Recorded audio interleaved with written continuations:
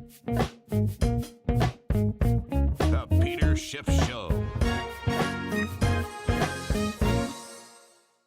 Today's podcast was recorded yesterday. If you want to listen to my podcasts commercial-free the day that I record them, go to shiftradio.com/premium. It only costs $5 a month.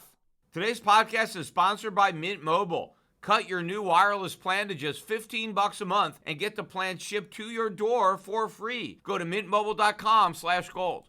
All of the major stock market averages in the U.S. finished the day with strong gains on Friday. The Dow Jones Industrials is up better than 330 points. That is a 1% gain.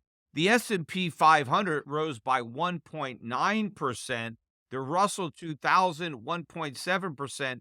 And the NASDAQ was up 2.8% on the day. In fact, the NASDAQ is the only one of those four market indexes to finish the week in the black. The other three indexes lost ground on the week, despite recovering most of those losses on Friday. And in fact, all four of these indexes still have gains on the year. But what's going on so far in 2023 is you're seeing a reverse rotation out of the value-oriented stocks that did well in 2022 into the beaten down growth-oriented stocks that fell apart in 2022. Now, a lot of people are obviously betting that there's going to be a rebound in those names. Now, some of this could be short covering, where people who were short those stocks want to flatten out and take profits. But I think other people are tempted to buy this dip. They're bottom picking. They think if we buy some of these really beaten down names, those are the names that are more likely to recover in 2023. But I think the fundamentals that were driving the rotation out of growth stocks into value stocks in 2022, those fundamentals aren't going to change in 2023. In fact, they're going to get even worse from the perspective of growth-oriented stocks. And so after this correction, I expect these growth names to roll over and make new lows sometime in 2023. In fact, I think early in 2023, these gains are going to be lost and these stocks are once again going to be sold because the rotation from growth to value didn't end in 2022. That's when it began. And I expect it to continue in 2023. And it's not just the rotation from growth to value, but the rotation from domestic to international. In fact, even though the U.S. stock markets are up on the year, the international markets are enjoying even greater gains, especially when you factor in the weakening dollar, which is accelerating the size of the gains on foreign stocks when measured in depreciating U.S. dollars. And not only are we seeing a rotation from U.S. stocks into foreign stocks, I think we're seeing another rotation from developed markets into emerging markets. And these are new trends that are only just beginning, and I think they have a lot of legs. And I think one of the trends that may have the most legs is the trend developing in gold. Gold once again hit a new 9-month high on the week. We almost got to $1,940 an ounce. I think we settled up around $1,927. That wasn't a big gain on the week, maybe up another $5 or so, but we continue to climb a wall of worry in this bull market in gold. Now, one of the reasons you know we're climbing a wall of worry is looking at the tepid reaction we're seeing to these new highs in the price of gold in gold stocks. In fact, gold mining stocks actually slipped a bit on the week, although they did have decent gains today, even though gold was a bit softer on the day. But gold stocks would have to rise about 30% from here to get back to where they were 9 months ago when the price of gold was the same as the price is right now. And what this is telling me is that a lot of the gold traders are nervous about this gold rally. They expect it to reverse.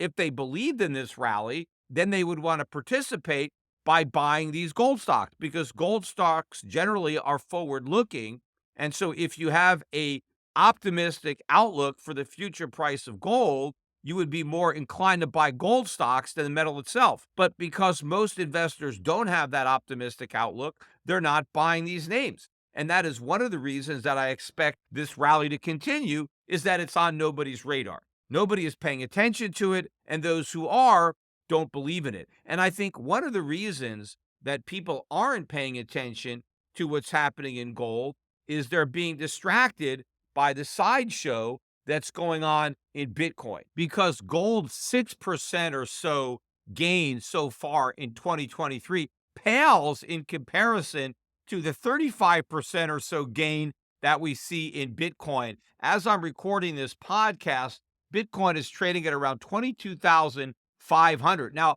I didn't even think that Bitcoin was going to get above 20,000, let alone 22,500. And since we've managed to overcome that overhead resistance, certainly it's possible that we can see a bigger rally. Maybe we can get closer to 30,000 on this rally. Now, it may stall out long before it hits 30,000, but I certainly can't rule out that possibility, because what's going on right now is investors are buying the lowest quality names. And I can't think of an asset of lower quality than Bitcoin. And so that's what's going on. In fact, if you look at the gain year to date in the Grayscale Bitcoin Trust, it's up 47% so far in the year. So despite the fact that the parent company of the Grayscale Bitcoin Trust is about to declare bankruptcy, and all the other problems that we're having in Bitcoin and crypto in general, speculators are still snapping up Bitcoin and shares of the Grayscale Bitcoin Trust. Now, even though Bitcoin is up about 35% so far this year, it's barely made a dent in the 65% decline from last year. In fact, even at 22,500, Bitcoin remains close to 70% below the all-time record high that it set in late 2021. But the big difference in the gold rally and the Bitcoin rally is that the gold rally is sustainable and the Bitcoin rally is not. Gold is rallying in a bull market. Bitcoin is rallying in a bear market. And while gold is going to be hitting new all-time record highs, Bitcoin is going to be hitting new lows. Obviously not record lows, because the record low is barely above zero, but it is going to be taking out the low that it hit in 2022, in 2023, probably around the same time that gold is hitting new all-time record highs. Now, the reason you're getting all this optimism in Bitcoin and a lot of their other assets is that investors are factoring in the Fed pivot. Most people expect the Fed to finish the tightening cycle sometime in the first half of the year, and in the back half of the year, they're anticipating that the Fed starts cutting interest rates. And it's this anticipation of the pivot that is driving this move back into speculative assets. But what the market doesn't understand about the pivot is that if we get it, it's not going to be because the Fed has been victorious in its battle against inflation, but because it has surrendered.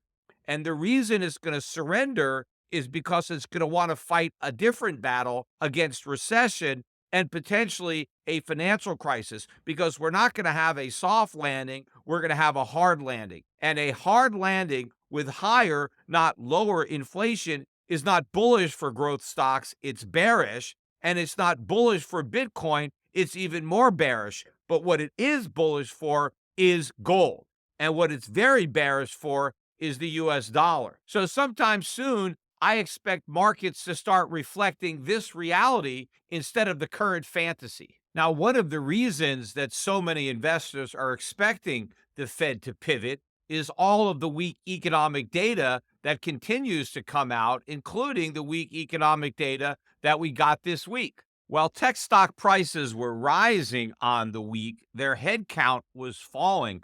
On Friday, Google announced that it's laying off 12,000 workers. That's 6% of its entire staff. This is the largest round of job cuts ever in the history of the company. Now, that follows an announcement earlier in the week from Microsoft that they were going to be cutting about 10,000 jobs. Remember, late last year, we got about 18,000 Job cuts coming from Amazon, I think 11,000 from Meta. I was talking about this all last year, not just late last year, but throughout the year on my podcast. I was warning that job cuts were coming in tech, and they're still coming. This is not even close to the end of the layoffs. We're still near the beginning of what's going to be massive reduction in the workforce of these companies. And of course, some of the companies are going to see 100% reduction in their workforce because they're going to end up going out of business. And all of this is going to add to the problems for the economy, but also it's indicative of problems for these companies. Now, the initial reaction to the job cuts may be a boost in the stock price because the immediate effect is lower costs and so higher profits. But the reason these companies are laying off staff is because the business outlook for their goods and services is deteriorating. And so if the company is going to do less business, it needs less workers. But ultimately, the fact that it's doing less business means there's going to be lower profits. But it also means that the growth rate of those profits is coming down. And a lot of these tech stocks, of course, trade at high multiples. And those multiples are a function of two things: interest rates and growth rate. The lower the interest rate, the higher the stock price. The higher the growth rate, the higher the stock price. But we have two things happening. We have interest rates going up and growth rates coming down. That's a double whammy on valuations. And so after this sucker's rally ends in these tech stocks, look for the sector to make new lows. In the meantime, the laid off workers who have to replace the job they lost are most likely going to take a job that pays less than the one they had because these tech companies were among the highest paying jobs out there. And so workers are losing good full time jobs, benefits, high salary. And when they go into this weak labor market, they're likely to have to settle for one, two, or three lower paying, maybe full, maybe multiple part time jobs without benefits to take their place. And they're going to end up with lower overall earnings, but they're having to spend more time to generate those earnings. And all of this is ultimately another negative for an already weak economy. If saving more and spending less is one of your top goals for 2023, then why are you still paying insane amounts of money every month for your phone bill? Switching to Mint Mobile is the easiest way to save this year. As the first company to sell premium wireless service online only, Mint Mobile lets you order from home and save a ton with phone plans starting at just $15 a month. In fact, when it came time to get a cell phone for my 9-year-old, Mint Mobile was the best way to go. For anyone looking for extra savings this year, Mint Mobile offers premium wireless for just $15 a month. By going online only and eliminating the traditional costs of retail, Mint Mobile passes significant savings directly to you. All plans come with unlimited talk and text, plus high-speed data delivered on the nation's largest 5G network. You can use your own phone with any Mint Mobile plan and switch easily in minutes with eSIM. So switch to Mint Mobile and get premium wireless service starting at just $15 a month. To get your new wireless plan for just $15 a month and to get the plan shipped to your door for free, go to mintmobile.com/gold. That's mintmobile.com/gold. Cut your wireless bill to just $15 a month at mintmobile.com/gold. In fact, during the week, we got a lot more economic data that supports my thesis that the economy is in fact weak and getting weaker. Earlier in the week, we got the Empire State Manufacturing Index number for January, and the consensus was for minus 8.1, and that would have been a slight improvement over the minus 11.2 that the index measured in December. The range of estimates went from a high of minus 3.1 to a low of minus 11. The actual number came out at minus 32.9. Now, that is the weakest number we've had since May of 2020. And of course, in May of 2020, we were under full COVID lockdown. So you have to go back to that time period to find an Empire State Manufacturing number that low. In fact, this is the fifth worst reading in the history of that survey. If that wasn't bad enough, the following day we got the retail sales numbers for December, and there was supposed to be a drop of zero point 0.8, and that would have followed what was originally reported as a drop of zero point 0.6 in November. Well, the November decline was ratcheted up to down 1%, and the December decline ended up at minus 1.1%.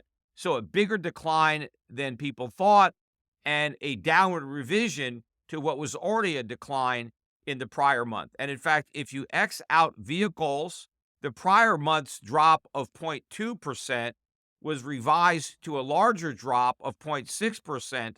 And what was expected to be a 0.5% drop in December ended up being a 1.1% drop.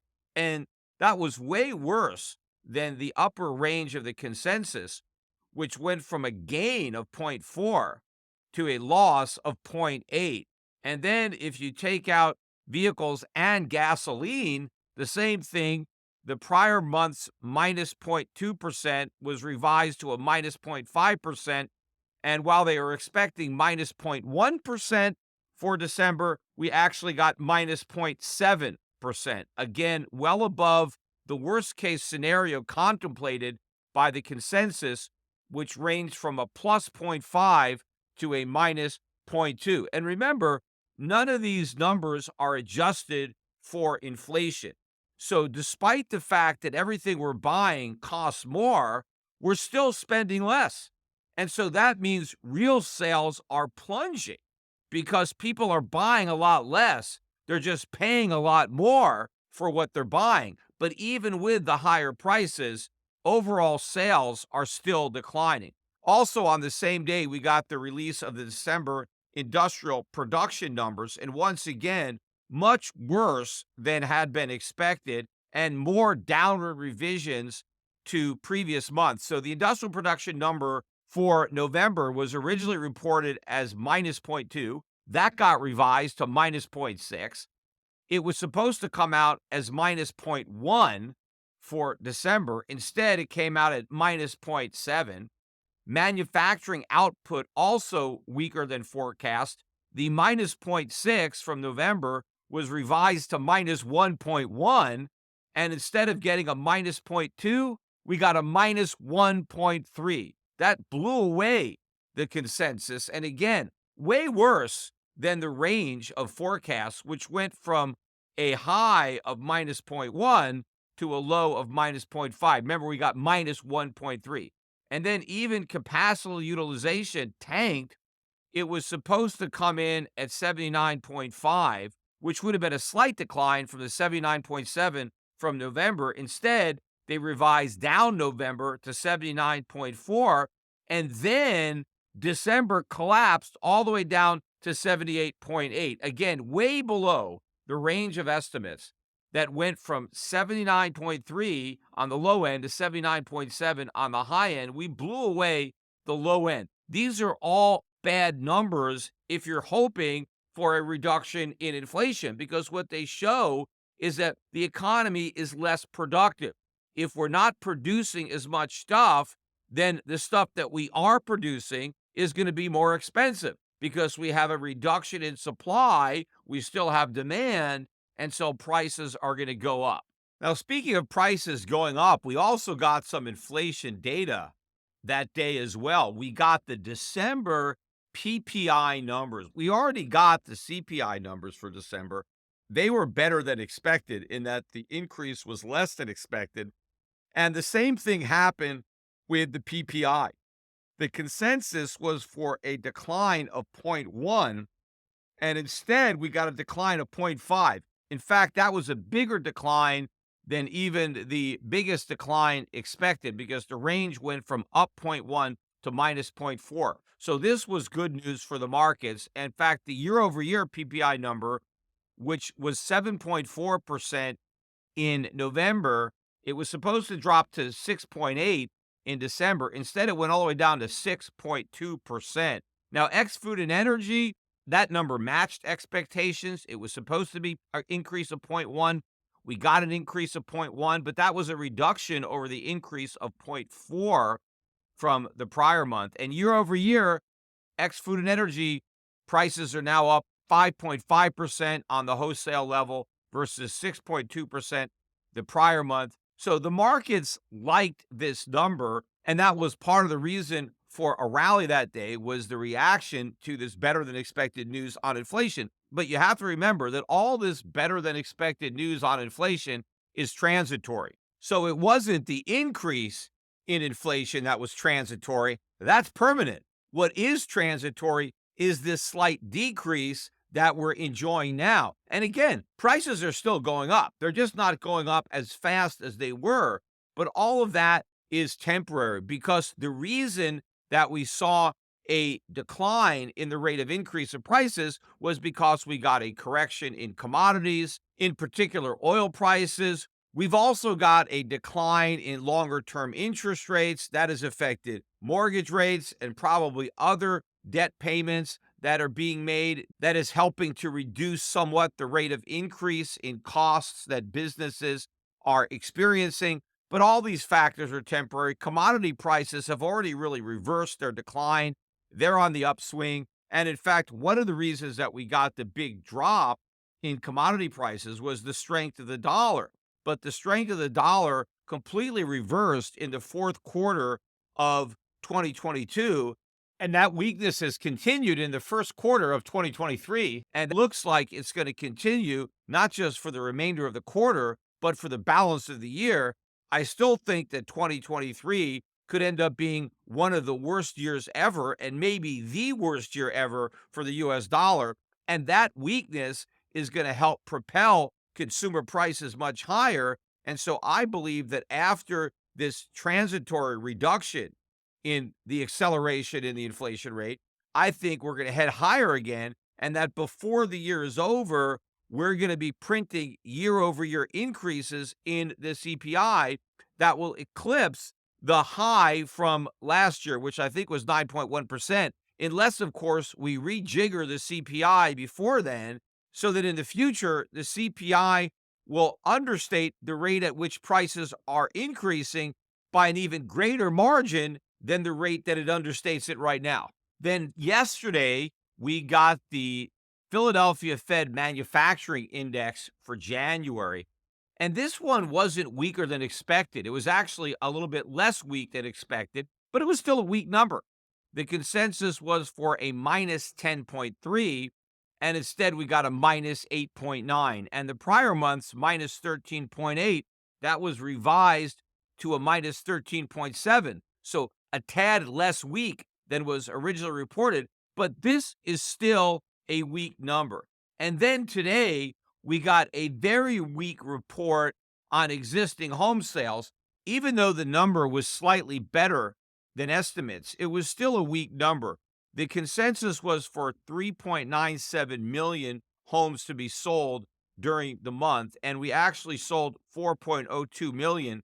The prior month's 4.09 million was revised down slightly to 4.8 million. But the month-over-month decline was minus 1.5%, and that was an improvement over the upwardly revised minus 7.9% from the prior month.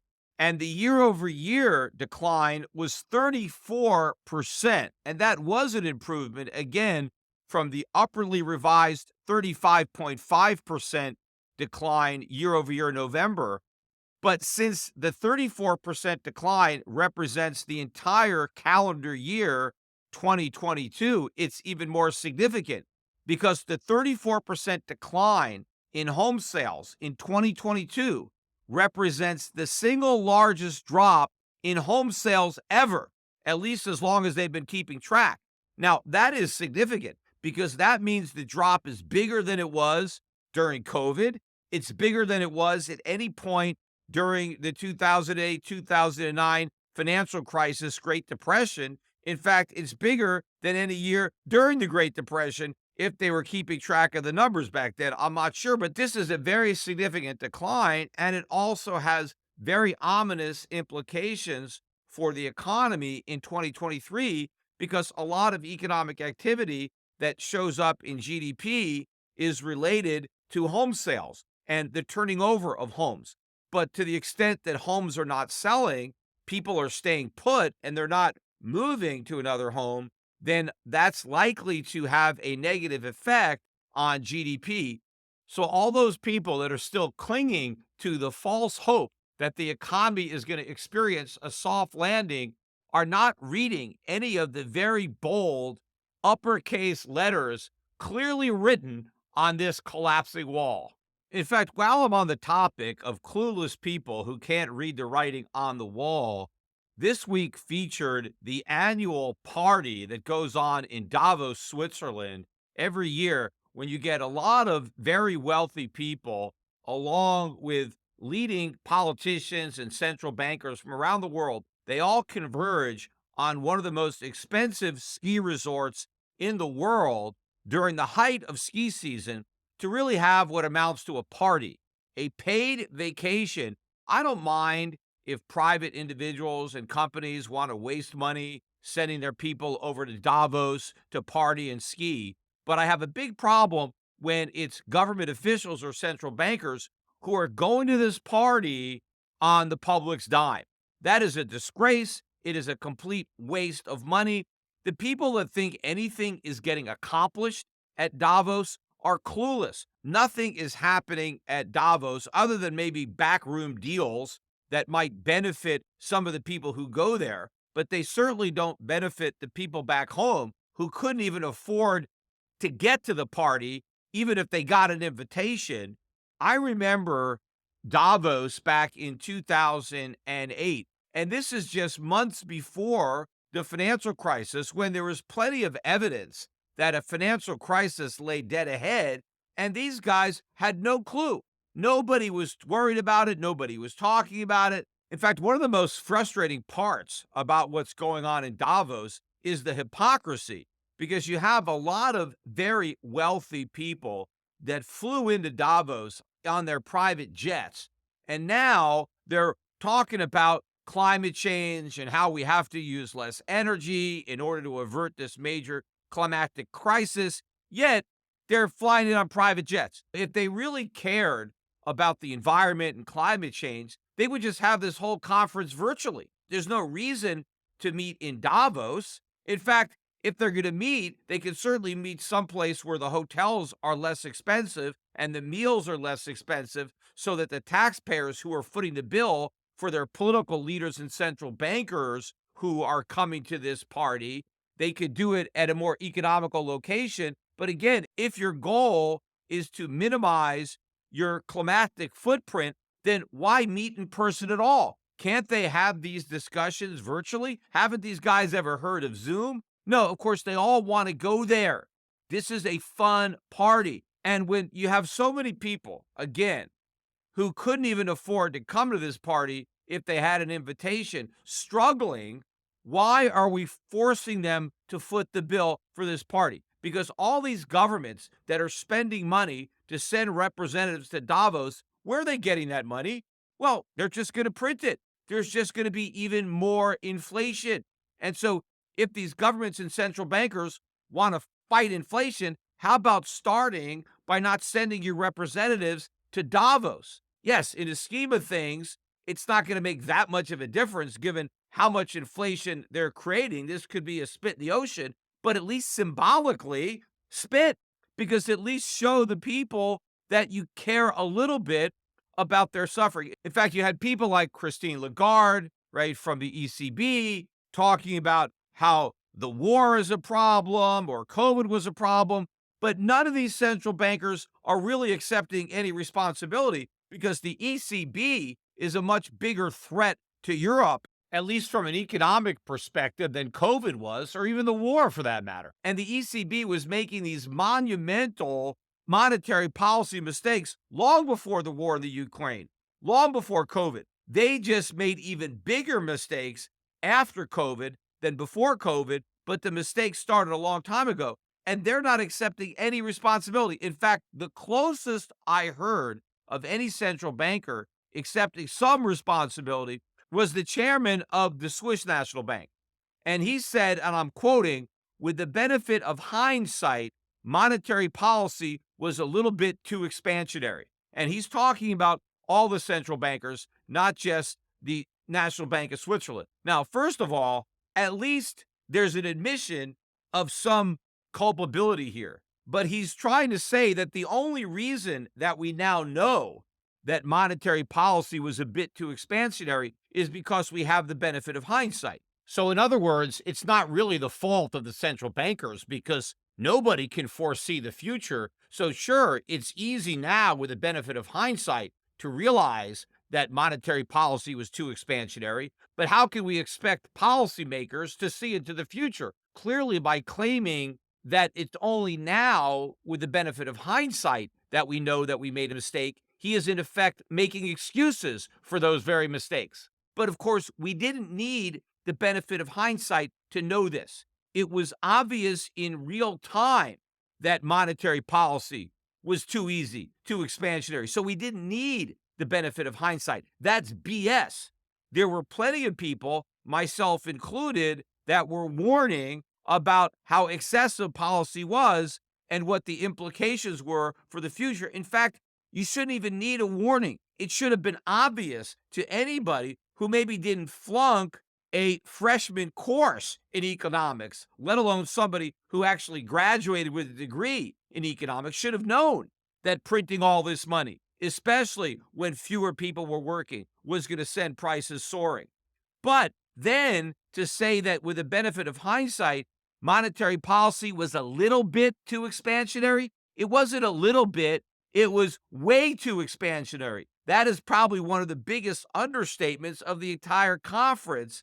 But again, the entire forum was a complete waste of time and money. Instead of worrying about this distant threat of climate change that may or may not be real, what they should be worrying about is a more immediate threat that is real, and that is the debt. Not just the debt being run up by the United States, but the debt being run up by a lot of these governments around the world. Where are those warnings? Why aren't these so-called experts in Davos warning about that? You know, the threat to the world is socialism. What we need is less government and more capitalism. Where are the calls for that? Where are the calls for deregulation? We need governments to cut regulation. We need freer markets. We need honest money. We need interest rates that are determined by free market forces, not fixed by government central planners masquerading as central bankers.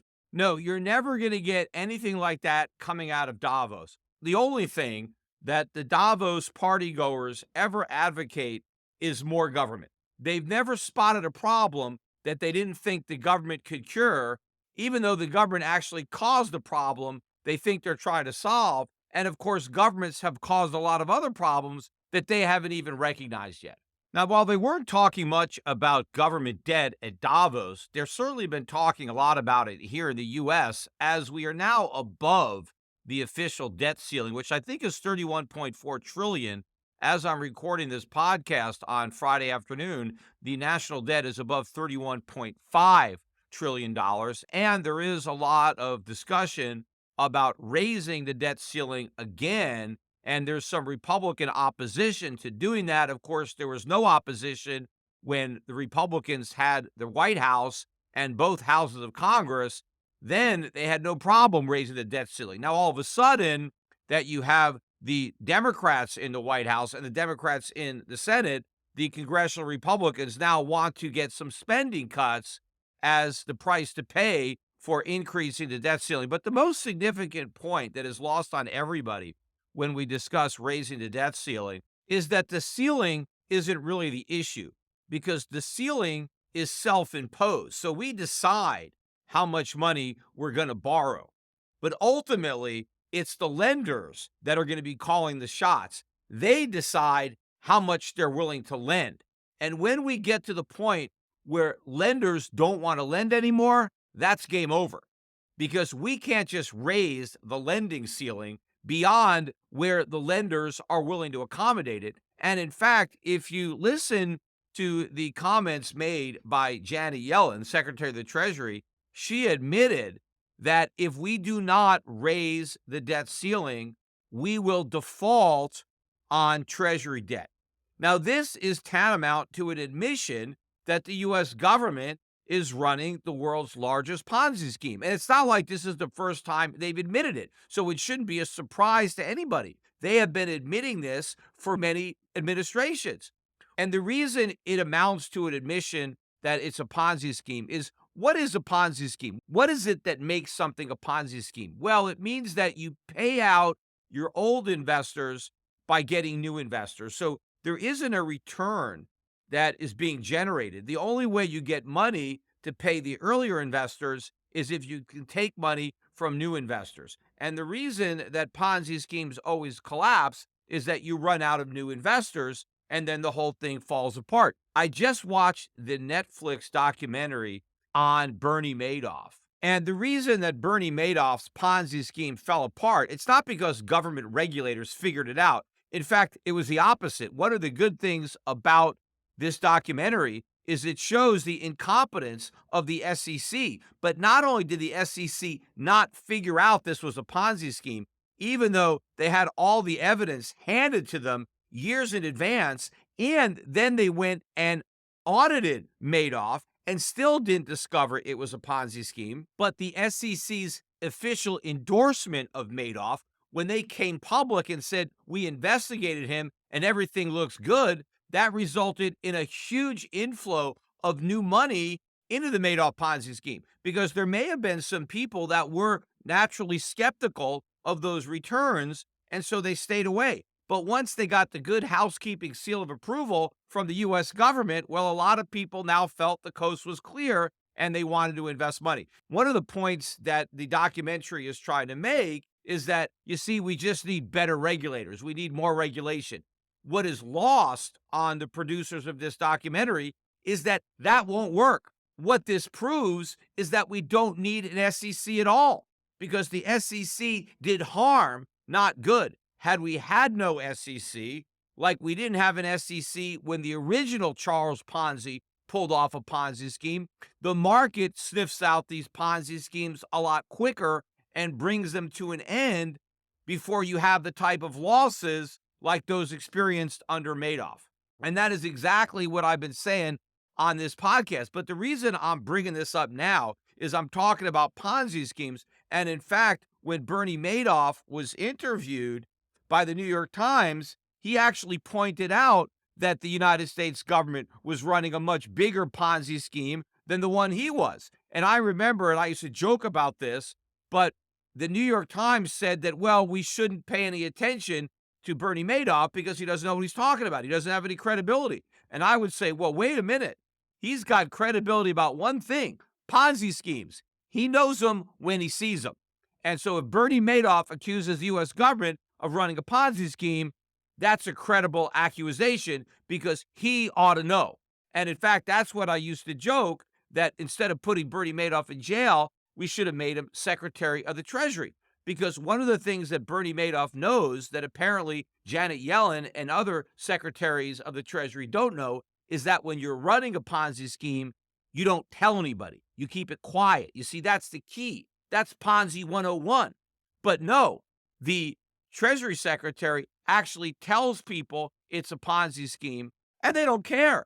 And probably the reason they don't care is because they know that the U.S. government is never going to default, because it doesn't have to worry about getting new investors. It could just print money.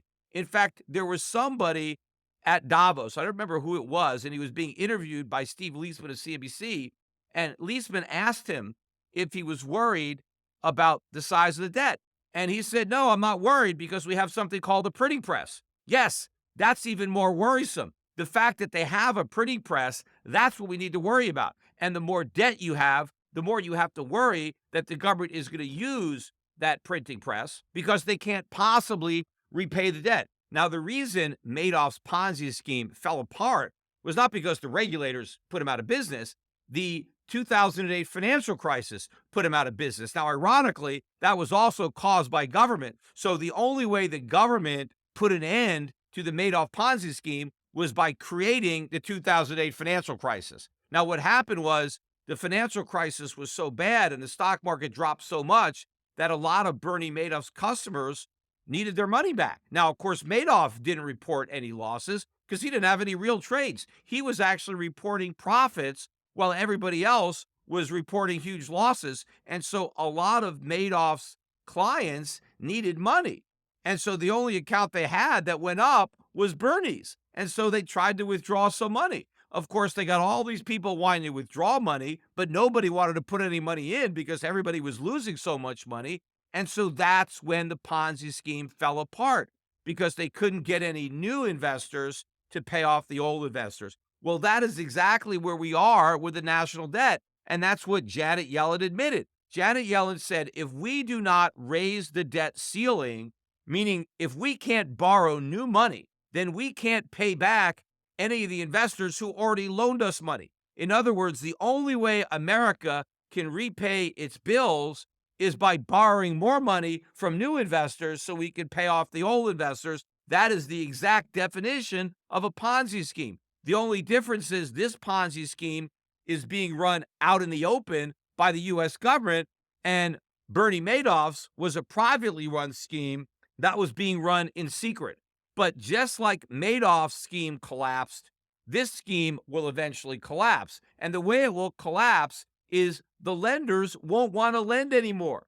When they recognize that it's a Ponzi and they realize the only way they're going to get repaid is with inflated money because the federal government is going to have to print money because there's no way to actually repay through legitimate taxation, then nobody is going to want to buy U.S. Treasuries. And so the only buyer left will be the lender of last resort, and that's the Federal Reserve. But when 100% of the debts are being monetized by the Fed, in fact, not just the new debt, but all of the maturing debt needs to be monetized by the Federal Reserve because everybody else wants to take their money and run. Nobody who owns treasuries wants to roll them over. They just want to get their cash while they can and get out of Dodge. Then you don't just have an inflation problem, you have a hyperinflation problem. Now, the other statements that are being made that always bother me every time we're talking about raising the debt ceiling is you'll hear members of the Biden administration saying that we have to raise the debt ceiling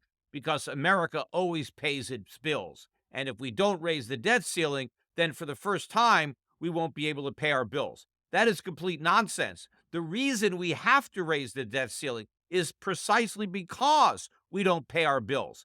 If we paid our bills, we wouldn't have debt. The reason we have $31.5 trillion of debt is because those are $31.5 trillion worth of bills that we did not pay.